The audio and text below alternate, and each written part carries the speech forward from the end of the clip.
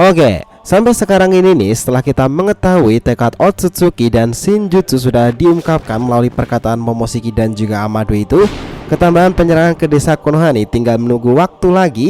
Kita jadi terpikirkan sebuah teori pula, jika tekad Otsutsuki itu tak pernah mati meski jiwa Otsutsuki sebelumnya pergi. Nah, kira-kira kandidat mana nih yang nanti akan menjadi God Otsutsuki tersebut? Nah, warisan tekad Otsutsuki itu pada dasarnya akan menjadikan makhluk itu menjadi entitas tertinggi di alam semesta itu sendiri. Dan hal seperti ini itu pernah diungkapkan oleh Isshiki Otsutsuki. Ketambahan lagi, proses petualangan itu telah terbukti nyata nih, seseorang bisa mendapati transformasi tertinggi. Oke, let's go, kita mulai bahas lebih dalam lagi mulai dari sini.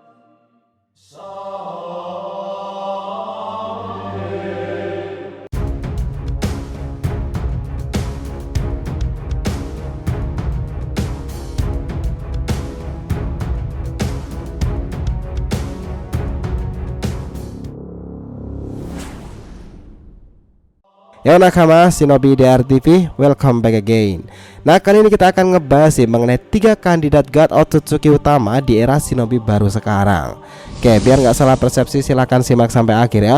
Jangan lupa like dan kasih respon di video kali ini. Yuk kita mulai.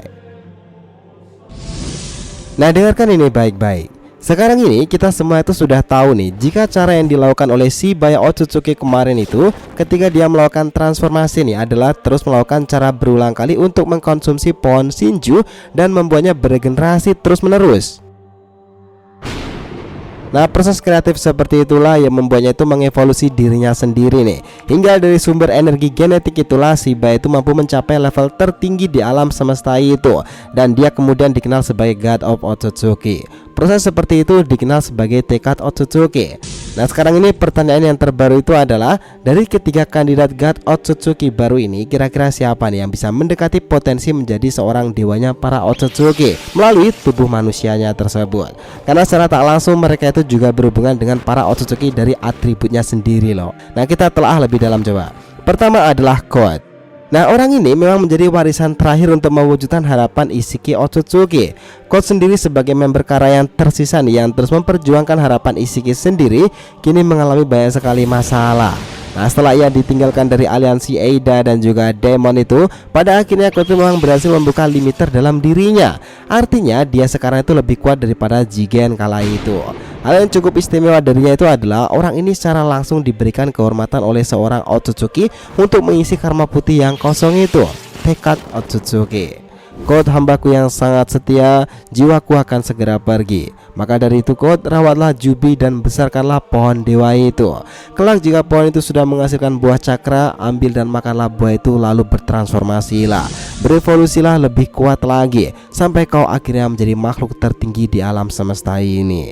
Jiwaku memang segera pergi, tapi tekad Otsutsuki tak boleh sampai berhenti. Nah, dari sini nih, serasa Code sendiri ini diberikan tanggung jawab untuk mengemban tugas besar tersebut dari Otsutsuki. Code tentu dengan caranya sudah memiliki banyak pasukan yang ia ambil dari cakra Jubi sendiri. Dia sekarang sudah menuju Konoha untuk melenyapkan mereka dan mengambil salah satu dari Boruto atau bahkan Kawaki untuk dijadikan santapan energi Jubi tersebut demi menumbuhkan Shinju lebih cepat lagi. Nah, apakah Code sendiri akan menjadi dewanya para Otsutsuki? Belum tentu sih. Pikiran gak realistis kita sih kayaknya itu nggak mungkin sih Code menjadi God Otsutsuki, karena memiliki tubuh dari jiwa Isshiki aja dia nggak mampu, apalagi menjadi God Otsutsuki. Nah, dia itu pasti akan mengalami banyak sekali kesialan-kesialan lainnya, dan itu perspektif kita aja sih. Tapi tentu ini juga bisa aja salah. Yang kedua adalah Kawaki. Nah, nama yang familiar ini tentu bisa saja menjadi kandidat yang akan menenggelamkan kedikdayaan Code sendiri. Pasalnya hanya Kawaki satu-satunya orang yang menggeser Code sendiri sebagai sang wadah kala itu karena dia mampu melakukannya. Faktanya pula tubuh Kawaki ini mampu ditempati oleh Otsutsuki Isshiki. Nah, itulah kenapa Code begitu iri dengannya. Sekarang ini dia telah memiliki karmanya kembali karena Amado itu membukakan caranya, meskipun dalam dirinya tak lagi sebagai seorang wadah Isshiki. Namun karma yang tertanam dalam diri Kawaki itu tetap berada di sana nih. Artinya karma tanpa Tuhan yang sekarang dimiliki Kawaki ini 100% dalam kendalinya. Bahkan dirinya ini bisa bertransformasi nih ke wujud Kawashiki. Nah, perubahan bentuk tanduk itu sangat mudah untuk dikendalikan, meskipun ia belum memperlihatkan tanda-tanda nih akan menjadi seperti apa. Tetapi kami pikir sebutan God of Otsutsuki itu kedepannya daripada daripada quote itu Kawaki lebih menjanjikan daripada dirinya. Dan jika kita ingat pula nih, Eida sendiri saja itu juga tak berani macam-macam dengan Kawaki sendiri, karena dia itu lemah terhadap Otsutsuki, sementara Kawaki itu setengah tubuhnya juga sudah seorang Otsutsuki pula. Nah, yang ketiga itu adalah Boruto sendiri. Nah, kandidat ketiga tentunya adalah Boruto. Orang ini sama seperti Kawaki, dimana setelah lebih dari kondisi tubuhnya itu sudah menjadi bagian dari Otsutsuki. Karena itulah kenapa mantra pengguna Eida itu juga tak terpengaruh kepadanya. Boruto sendiri menjadi kemampuan Otsutsuki ketika proses Otsutsufikasi karma dari Momoshiki kala itu.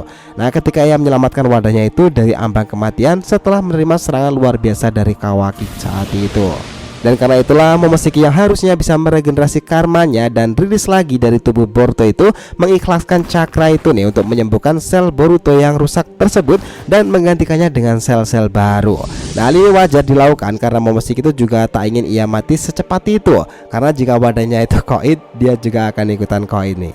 Alasan yang membuat Boruto sendiri itu memiliki kesempatan untuk menjadi kandidat dari God Out of Tsutsuki itu adalah karena dia sendiri sebagai tokoh utamanya. Dimana masih ada kemungkinan pula ini tuh menjadi kenyataan jika putra Raja Otsutsuki itu satu tubuh dengan putra Dewa Shinobi. Itulah kenapa nih lahirlah Borushiki sebagai fusion mereka, dan kedua itu saling berhubungan dengan orang-orang penting sebelumnya. Nah, prediksi kita itu seperti itu. Untuk Boruto sendiri cukup bisa untuk didiskusikan lah. Hal yang membuatnya itu bisa dianggap memiliki kemampuan level dewa itu karena dia memiliki keistimewaan mata suci Jogan. Nah, itu adalah dojutsu yang disebutkan oleh Urashiki kala itu.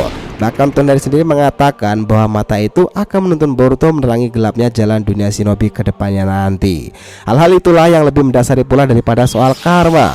Boruto bisa saja ke depannya itu sangatlah powerful nih, namun dia tidak akan sepowerful itu jika tanpa kehadiran Momoshiki Otsutsuki. Jadi kami pikir ketiga orang itulah yang paling berpeluang ke depan mendekati level setara dengan para dewa, sesuatu yang sudah sering kali dilakukan oleh Shibai Otsutsuki di masa itu ketika ia bertransformasi dan mengevolusi dirinya sendiri. Nah, Boruto, Kawaki atau bahkan Code sendiri itu mungkin nama-nama yang baru nih, tetapi mereka semua itu juga memiliki kelebihan dan kekurangannya masing-masing. Dan masing-masing dari mereka itu nih akan dan telah memiliki perubahan tanduk yang menandakan kekuatan mereka itu termasuk dalam bagian Shinjutsu teknik ilahi. Ya, itu sesuatu yang sangat sukar untuk disamai sih di era sekarang ini. Interesting. Gimana guys menurut kalian? Nah, dari semua itu memang kita tuh sangat menantikan nih peran ketiganya nanti mendatang ketika perang sudah dimulai, khususnya ketika Code menginvasi desa Konoha dengan para pasukannya itu. So, itulah tadi pembahasan kita mengenai 3 kandidat God Otsutsuki utama di era shinobi sekarang yang baru ini. Thanks a lot guys telah menonton video ini, and we'll be come back again.